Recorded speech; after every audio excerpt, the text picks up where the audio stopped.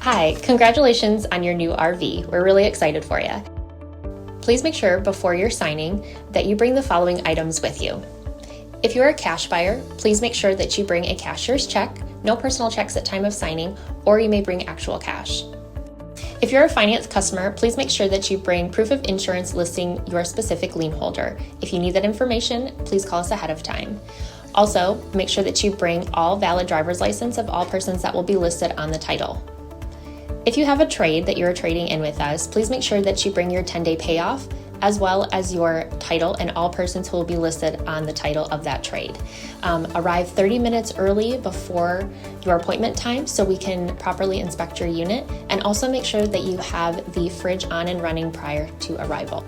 If you have any questions, please feel free to give us a call at 810-686-0710. Thanks so much. Have a great day. Hello, this is Mike with TradeWinds RV Center here to congratulate you on your purchase of your Gulfstream Conquest 295 SBW.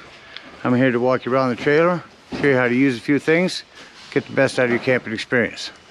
Let's start by talking about arriving at the campsite. First thing I want you to take into consideration is, of course, your slide. Make sure there's enough room for that slide to come out unimpeded, preferably nothing hanging directly over top of it. Then I want you to think about where your water and power hookups are going to be. The water is going to be on your off-camp side or your driver's side of your tow vehicle, around the middle of the unit, just ahead of the slide, and your power is all the way at the rear. 30 amp service stores right inside there. Park accordingly so that you can utilize the facilities and you don't have any problems with your slide coming out. You might want to think about how much room you got for your awning to come out too. Run it out and see how much room you got. First thing you do is level your unit. I do recommend putting a bubble level on the side of your unit, about the middle on your off-camp side.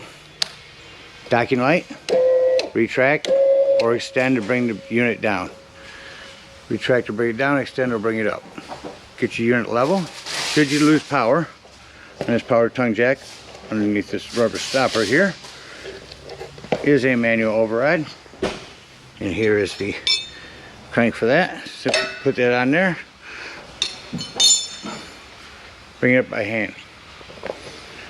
Next thing you're going to do, once you get your unit levels, you're going to stabilize the unit. On all four corners of the unit, you've got stabilizing jacks. 3/4 inch socket. Hand crank these down. To the right or bring them down. Now what I do recommend are jack pads.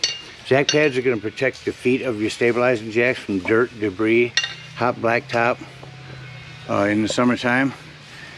Get 4 of them, put them down, run these stabilizing jacks just down until you're stable. Remember, you already have your unit level. These are just to hold the unit where you've got it. Once you got all 4 of them down, you got one in each corner. Got your unit level and stable. We're going to go ahead and hook up our water and power. Going all the way to the back of the unit first, hook our power up. 30 amp service stores inside there. Simply just push it in. At the end, should you need it, we do have a 30 to 110 adapter that comes in your convenience pack. Next, we'll hook your water up. Just above your outdoor shower is your city water connection. Open this up. First off, water pressure regulator. This water pressure regulator is going to reduce the water pressure 40 to 50 psi, protecting the lines in your unit. Use this when putting in city water. Hook that up, hook your hose up, but don't turn your water on yet. Let's find your hot water heater. On the campside, rear of your unit is your hot water heater. All we're doing at this point is returning our drain plug. Make sure your drain plug's back in there. Then you can go ahead and turn that hose on. Once your hose has been on for a little while, you're going to come up here to this pressure release valve. You're going to pull on that and it's going to release air out of the lines. A little more air, and eventually you're going to get a nice steady flow of water out of there. Once you do, you know your hot water heater is full and can be turned on from inside. A couple other notes, you will see an on-off switch down here. That is, only turn that on, your hot water heater on down here, if you're running off 110. Also, if your hot water heater is not working, come out here and take a look at it. These will be bubbled up. You simply push the bubble back in, it's a reset. Let's say we're going camping and we're not using city water. We're going to use potable water. Also on your campsite is your potable water tank. You can fill this simply up with a hose. You don't need a water pressure regulator. Hook your hose up to this, fill it up. 2 ways to tell that it's overflowing or tell it's full is you have an overflow valve right here. You can get up in there and see that. Or you can go inside when checking your tank levels and watch your fresh tank until it hits the full point. Then you know this is full. Do the same thing with your hot water heater. Burp the lines out. Make sure the plug's in. Fill that up. You can turn it on from indoors. But just remember, when using potable water is when you're going to want to turn on your water pump. Don't use your water pump when hooked up to city water. It's already pressurized. So we've got our water, electricity units all ready to camp in. Let me walk you the rest of the way around the outside and show you what else is. Starting on your campsite rear is your hot water heater. There's your stabilizing jack. Potable water. This is a heat release for your furnace. If your furnace is running, steer clear of that. It'll be rather warm. A couple of nice Polk outdoor speakers. Just prep for a TV out here with a 110 and US and cable hookup. You have an outdoor scare light, they call it, porch light. Your big awning will run that out, show you how far to bring them out. Not much more on your campsite other than your stabilizing jacks and your pass-through storage. You have a light in here. Coming around the front of your unit. You have a regulator on your propane tanks.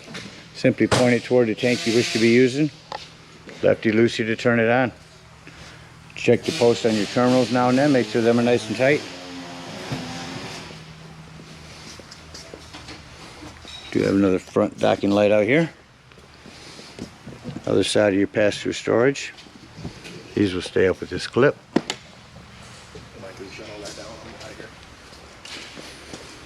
Another outdoor docking light. Say you leave the campsite at night and need to see to dump. This is where you'll be dumping your station.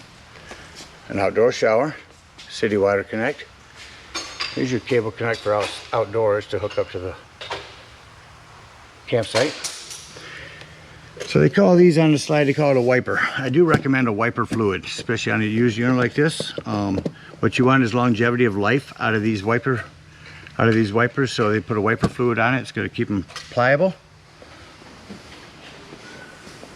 More storage.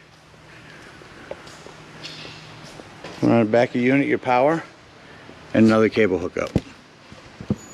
This would be your main cable. The front one might be for a satellite. This is access to the back of your fridge. That is a vent for your microwave. Your ladder to go up and check your seams. Caulk as needed. Spare tire with a cover. That about covers everything on the outside. Let's go take a look on the inside. Coming up inside your unit, first thing I want you to notice is where your fire extinguisher is. It's at the entry doorway. Make sure that you and everyone that's camping with you knows where it's at. Coming into the right, you have some lights. Your awning extend. I'll run that out while I talk about a couple other things. Also here in the hallway is your furnace.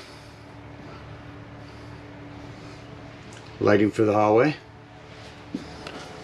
Just wanted to show you on this awning how far to run it out.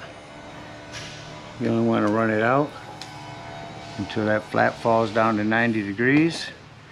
It's wet from being washed right now. Sometimes it gets stuck. So bring it in and out. But that flap will fall down to 90 degrees. And you'll see the black post. Once you out that far, you know you're out far enough. Coming into your unit,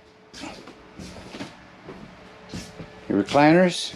Down here on the floor is your 12 volt carbon monoxide detector. The reason I mention this 12 volt is always running off your batteries. So if you're going to be gone for the day, disconnect your battery if you're not plugged into something charging your batteries. Coming into your kitchen in this back corner, we'll mention you do have your 110 with GFCI reset. And here's where you'll check your levels, your brand new battery, your galley tanks, your fresh tank. That's the one I said that you can come in here and keep an eye on when you're filling potable water. Just watch that till it's full. Gray tank and black tank. Here's where you turn on your water heater. This glass top makes an excellent backsplash. This does look like it needs to be lit with a lighter. Simply hit it to light high, your gas will be on. Same thing, there's a pilot here. Right underneath here is where that will light. You have a fan and a light for above your stove. Self-explanatory microwave. Let's talk about your Dometic fridge. Your controls are up here. Hit on. It's on auto. Auto means when it's plugged in, it's on power. As soon as you unplug it, automatically switches to gas. If you want it to just be gas, lift up on this button. Now it's on gas. Down below your fridge is your access panel to your fuse box and breaker box. Looks like you got mostly 15s, a 10, 5. I highly recommend having a handful of those with you when you go camping. Another 110.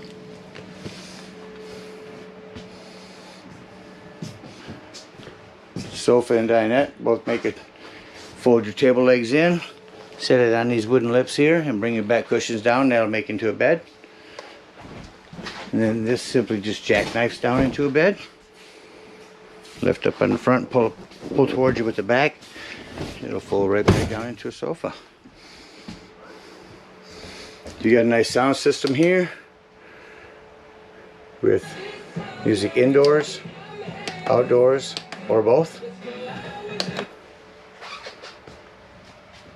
Do want to tell you, if you do hook a TV up to this, make sure that button is on when you before you scan for any digital channels at the park.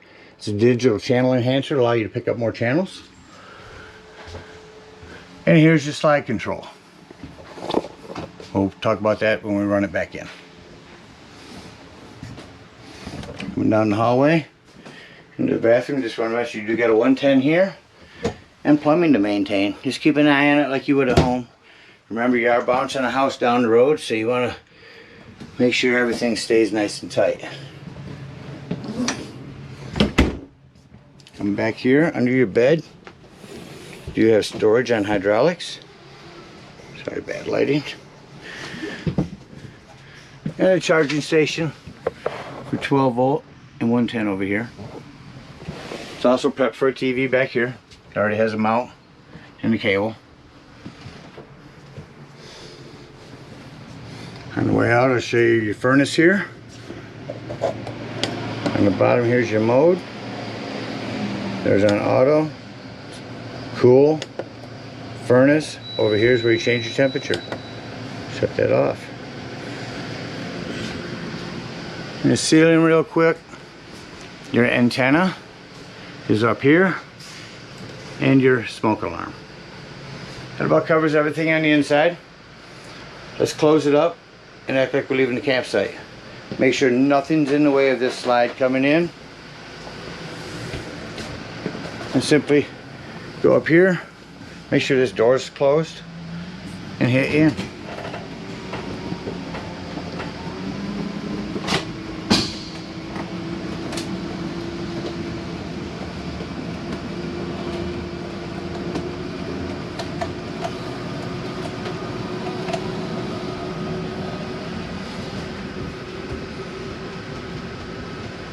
Make sure your fridge is closed, of course.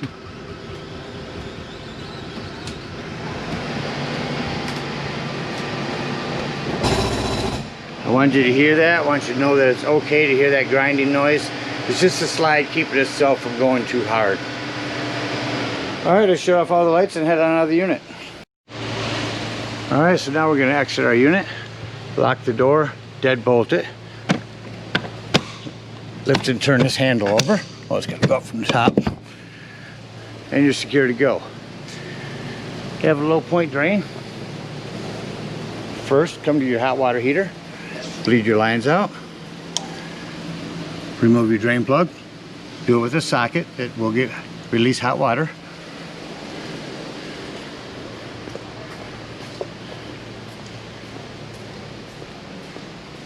Bring up all 4 of your stabilizing jacks. And back on your camp side, below your hot water heat is your low point drain. Open that up and drain all your hot water out. All the rest of your fresh water. And head on up to the dump station. At the dump station, you're gonna park as close as you can.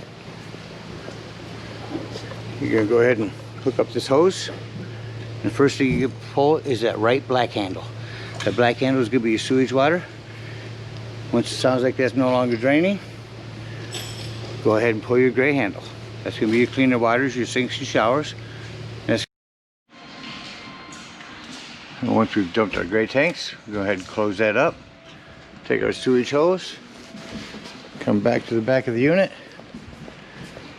and conveniently store it inside your bumper. Again, thank you for your purchase. We hope you guys enjoy this trailer for many years to come. Happy camping.